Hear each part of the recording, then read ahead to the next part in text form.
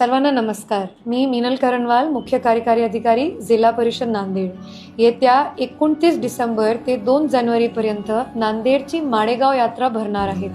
ज्यांना माहीत नाही त्यांच्यासाठी सांगून देते की हे नांदेडची अत्यंत ऐतिहासिक आणि महत्त्वपूर्ण यात्रा आहे, ज्याच्याकडे पूर्ण देशभराचे लोक येतात। ते त्यांचे जनावर घेऊन येतात। तिथे कधी कधी जनावरांचं लग्न पण असते, जनावरांची खरेदी विक्री हे सगळं कार्यक्रम होतात।